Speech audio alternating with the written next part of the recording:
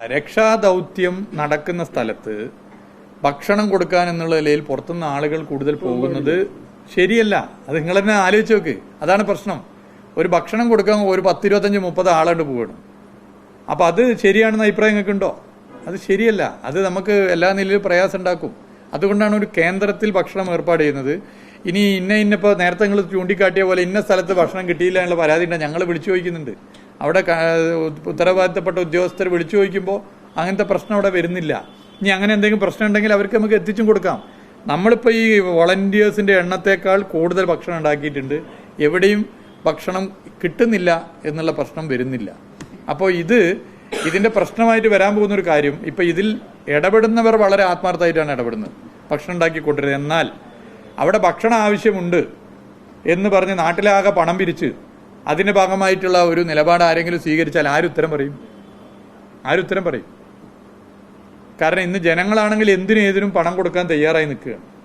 ഈ രക്ഷാദൗത്യമായിട്ട് ബന്ധപ്പെട്ട് എന്തിനും ഏതിനും പണം കൊടുക്കാൻ തയ്യാറായി നിൽക്കുമ്പോൾ ഇത് ഭക്ഷണം കൊടുക്കാൻ എന്നുള്ള നിലയിൽ ആരെങ്കിലും വന്നാൽ പണം കൊടുക്കും. നാളെ സ്വാഭാവികമായിട്ട് അങ്ങനെയൊക്കെയുള്ള വിഷയങ്ങളുണ്ട്. അപ്പം അതുകൊണ്ട് ഇതിലൊരു നിയന്ത്രണം നിർബന്ധമായിട്ട് വേണ്ടതുണ്ട് എന്നുള്ളത് കൊണ്ടാണ് ആലോചിച്ച് പരസ്യപ്പെടുത്തിയിട്ടുള്ളത് നിലപാട്. അത് അവിടെ എക്സിബിറ്റ് ചെയ്യാനും തീരുമാനിച്ചിട്ടുണ്ട് കലക്ടറുടെ ഈ ഉത്തരവ്. അപ്പം അത് ഒന്ന് മീഡിയ വഴി അതിന്റെ പോസിറ്റീവ് സൈഡ് ഒന്ന് പറഞ്ഞ് മനസ്സിലാക്കണം.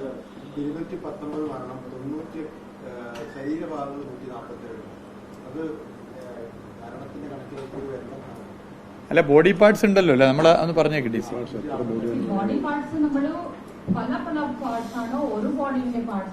നമുക്കറിയില്ല.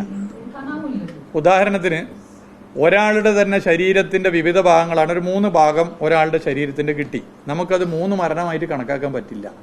അപ്പൊ അതുകൊണ്ടാണ് ബോഡി പാർട്സ് എന്നുള്ളതിൽ വേറെ വെച്ചിട്ടുള്ളത്.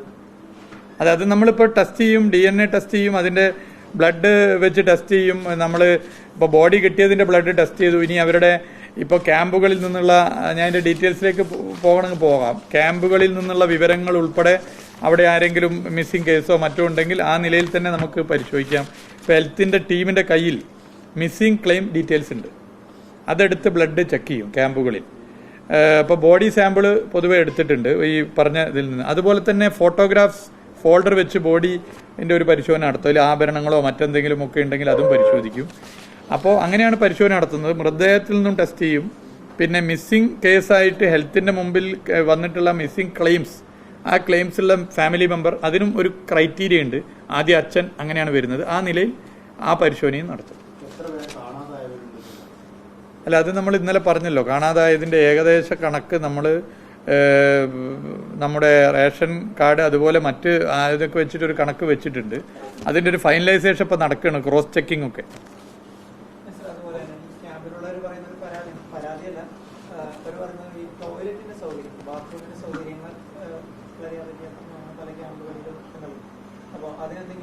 തീർച്ചയായിട്ടും അങ്ങനെ എന്ത് പരാതി ഉണ്ടെങ്കിലും ഇടപെടാം. ഇപ്പൊ നമ്മൾ എന്താ ചെയ്യുന്നത് വെച്ചാൽ മറ്റ് പെട്ടെന്ന് കൊണ്ടുപോയി വെക്കാൻ പറ്റുന്ന പോർട്ടബിൾ ടൈപ്പ് ടോയ്ലറ്റ്സ് വെക്കുന്നുണ്ട്.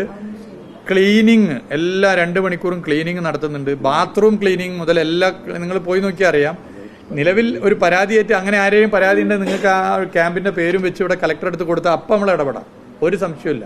ക്യാമ്പ് ഉദ്യോഗസ്ഥരെടുത്ത് ഞങ്ങൾ മിനിസ്റ്റേഴ്സും ജനപ്രതിനിധികളും കലക്ടറും ഇവിടെയുള്ള ഉദ്യോഗസ്ഥരൊക്കെ അന്വേഷിച്ചിട്ട് അങ്ങനെ ഇപ്പോൾ നിലവിൽ ഏതെങ്കിലും ഒരു ക്യാമ്പിന്റെ പർട്ടിക്കുലർ ആയിട്ടുള്ള പരാതി നമുക്ക് ലഭിച്ചിട്ടില്ല. എന്നാൽ ഏതെങ്കിലും വിഷയം ഉണ്ടെങ്കിൽ അടിയന്തര ഇടപെടാൻ നിങ്ങൾക്ക് ശ്രദ്ധപ്പെടുത്താം, കലക്ടറുടെ ശ്രദ്ധപ്പെടുത്താം.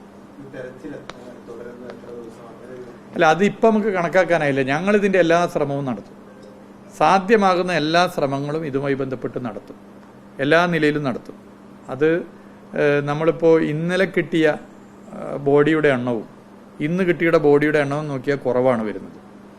ഇന്നലെ നടത്തിയ തെരച്ചിലിനേക്കാൾ കൂടുതൽ എഫർട്ട് എടുത്തുകൊണ്ടാണ് ഇന്ന് തെരഞ്ഞിട്ടുള്ളത്. പക്ഷേ ബോഡിയുടെ എണ്ണം ഇന്നലെ 14 ആയിരുന്നു, ഇന്ന് 4 ആണ്. കുറവാണ് വന്നത്. നാളെ നമുക്ക് എങ്ങനെയാണെന്നുള്ളത് നോക്കാം. എന്തായാലും അത് നമ്മൾ അതിന്റെ എല്ലാ ശ്രമങ്ങളും നടത്തി മുന്നോട്ട് പോകാനാണ് തീരുമാനിച്ചത്.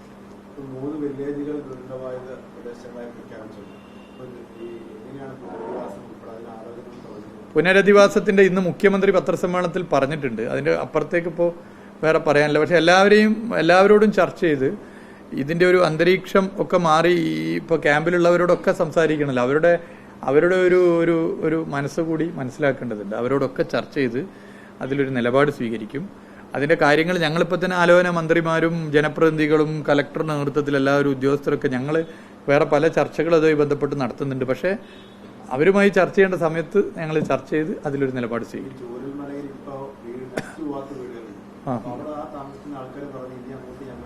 തീർച്ചയായിട്ടും നമുക്ക് ചർച്ച ചെയ്യാം, അതൊക്കെ ചർച്ച ചെയ്യാം.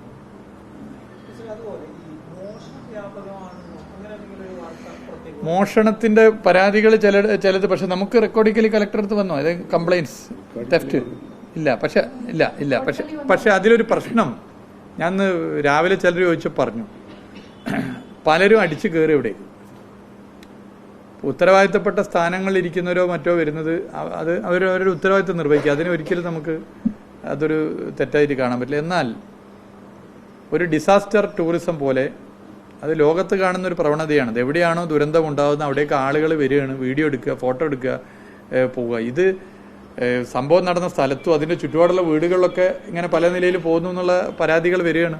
അപ്പോൾ വീഡിയോ എടുക്കുന്നു, മറ്റ് മൊബൈലിൽ എടുക്കുന്നു, ക്യാമറയിൽ എടുക്കുന്നു. അപ്പോൾ അതിലൊരു തീർച്ചയായിട്ടും ഒരു നിയന്ത്രണം ഉണ്ടാകേണ്ടതുണ്ട് തന്നെയാണ് ഞങ്ങൾ കണക്കാക്കിയിട്ടുള്ളത്. ഡാർക്ക് ടൂറിസമാണത്, അത് ഡാർക്ക് ടൂറിസമാണ്. Disaster tourism or dark tourism അതൊരിക്കലും നമുക്ക് പ്രോത്സാഹിപ്പിക്കപ്പെടേണ്ടതല്ല. അപ്പോൾ ആവശ്യമില്ലാത്ത യാത്രകൾ ഒഴിവാക്കി ഇങ്ങോട്ടുള്ള അനാവശ്യമായ വരവിനെ നിരുത്സാഹപ്പെടുത്തുക എന്നുള്ളതിൽ പ്രധാനം. അത് ആ നിലയിൽ തന്നെയാണ് കാണുന്നതൊക്കെ കുറേ കൂടി നമ്മൾ കർക്കശാക്കിയിട്ടുണ്ട്, നല്ല നിലയിൽ കർക്കശാക്കിയിട്ടുണ്ട്. ഒന്നുകൂടി ശ്രദ്ധിച്ചു പോകാനാണ് ഉദ്ദേശിക്കുന്നത്. പിന്നെ നമ്മൾ മനസ്സിലാക്കേണ്ടത് ഈ തെരച്ചിലുള്ളത് വീട്ടിൽ 1-2 പേരെ നഷ്ടപ്പെട്ടവരുൾപ്പെടെയാണ്. അവരുടെ ഒരു മാനസികാവസ്ഥ നമ്മൾ മനസ്സിലാക്കണം. വീട്ടിലുള്ള അംഗങ്ങൾ നഷ്ടപ്പെട്ടിട്ടും അവർ ഈ ദൗത്യ പ്രവർത്തനത്തിൽ വരിക, അവരുടെ ഒരു മനസ്സിൻ്റെ വലുപ്പം അത് നമ്മൾ എത്ര പറഞ്ഞാലും നമുക്ക് ആ വലുപ്പം നമുക്ക് വാക്കുകൾ കൊണ്ട് വിവരിക്കാൻ പറ്റില്ല.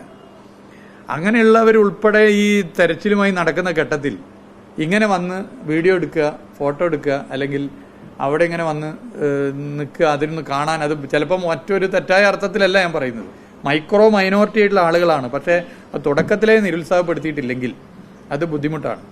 അത് ഇപ്പോൾ വളണ്ടിയർ പ്രവർത്തനമായാലും വളണ്ടിയർമാർ ആവശ്യമുള്ള അത്രയാണ് വേണ്ടത്. അനാവശ്യമായിട്ട് വളണ്ടിയർമാരും വേണ്ടതില്ല. നമ്മൾ ചർച്ച ചെയ്തതാണ്.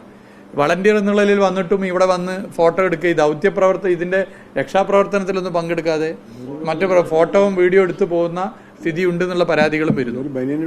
അതെ, ഒരു ഡ്രസ്സിൽ വരികയോ അല്ല എന്തൊരു ഇതിൽ വരികയാണ്. അപ്പോൾ അതിലൊരു നിയന്ത്രണം വേണം, അത് നിർബന്ധമാണ്. അപ്പോൾ അത് പറഞ്ഞ് വളരെ ശരിയാണ്. ആ നിലയിൽ വളരെ സീരിയസ് ആയിട്ടാണ് ഞങ്ങൾ അതിനെ കാണുന്നത്.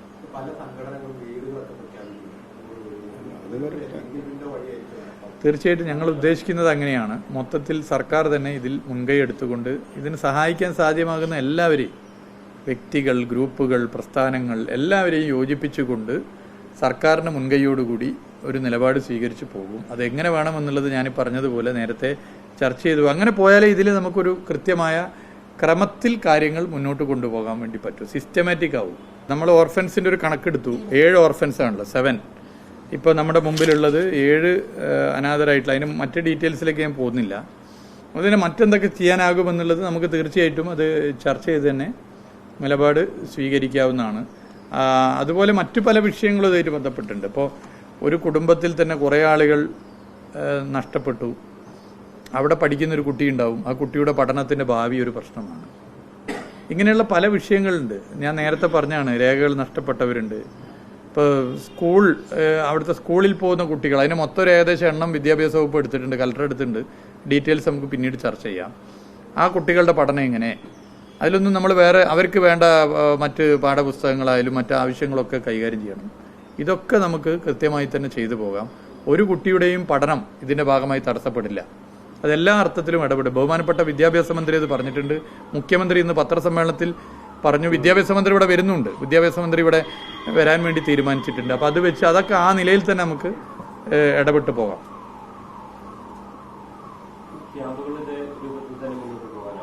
അല്ല, ഇപ്പം അങ്ങനെയാണ്. ബാക്കി നമുക്ക് ആലോചിച്ചിട്ട് തീരുമാനിക്കും. ഓരോ ഘട്ടത്തിൽ നമുക്ക് ആലോചിക്കാം.